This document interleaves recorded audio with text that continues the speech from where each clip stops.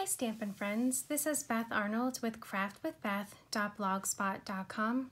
I'm an independent Stampin' Up! Demonstrator. Thank you for joining me. Today I'm sharing these frightfully adorable broom pencils. They are perfect for your trick-or-treater, whether they love school supplies, have allergies, or prefer non-food items for Halloween. They are easy to make, quick, and require little materials. Let's get started. Today I'll show you how to make the burlap trim ribbon that's featured in the annual catalog. All of the other brooms can be made in the same manner.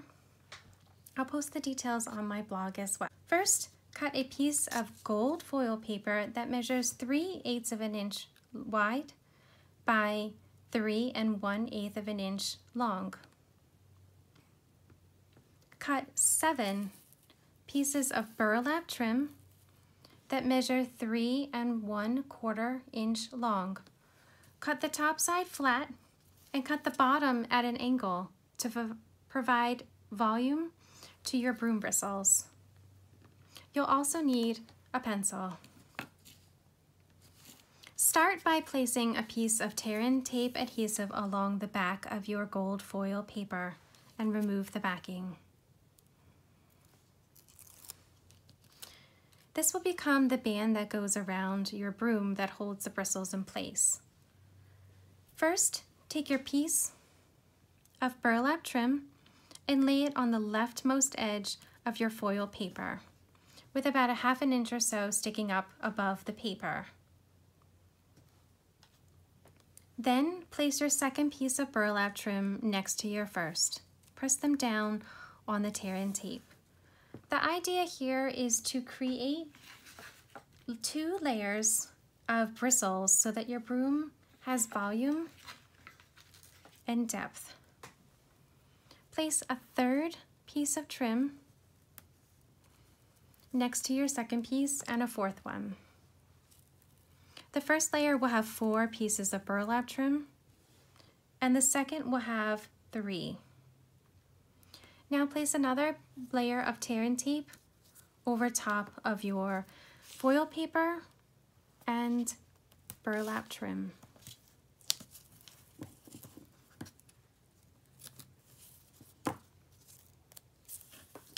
Remove the tear-in tape backing. Let's add our second layer of burlap trim. Instead of layering the second layer directly on top of the first, we're going to stagger it or place them like bricks. Place the first piece of burlap trim between the first and second pieces that you laid on in your first layer. Press it firmly in place. Then take your second piece of burlap trim and lay it next to the first. Press that in place. Do the same for your 3rd piece. Add your final layer of tear-in tape.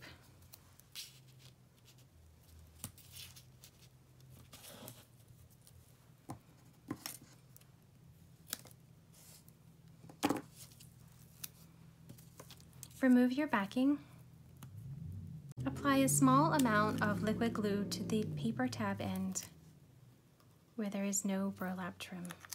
Position your pencil so that the eraser side is facing down on the leftmost edge of the burlap ribbon, about 2 3/4 inch up from the eraser end, or however far you would like the pencil to go.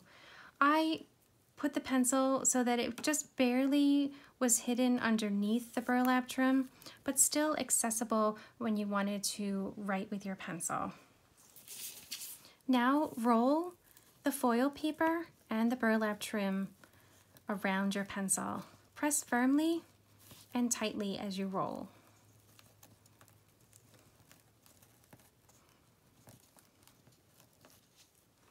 Once you get to the end where there is no burlap ribbon, line up the ends with where you started and press firmly in place. Hold this for about 10 seconds or so while the adhesive adheres. Next, lay your broom on your grid paper. Take a length of linen thread about 1 foot or so.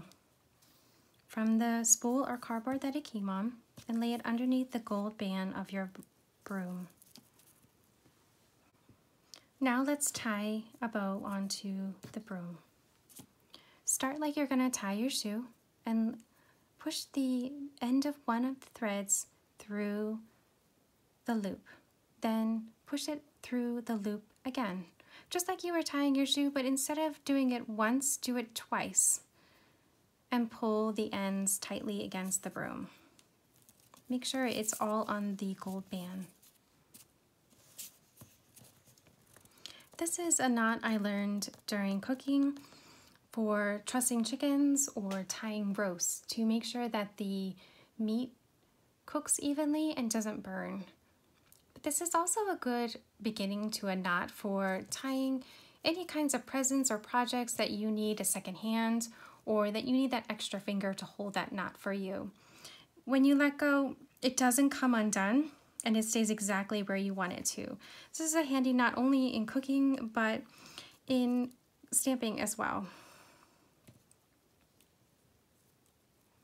Finish tying your knot. Now tie a bow.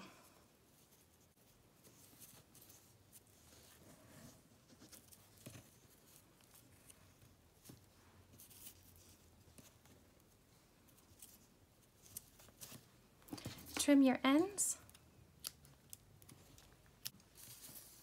And there you have it.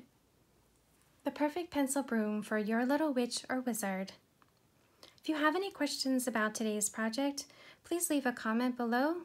I'm happy to help answer your questions. If you don't have a Stampin' Up! Demonstrator, I'd love to earn your business. Please visit me at craftwithbeth.blogspot.com today. Until next time, thanks for stopping by.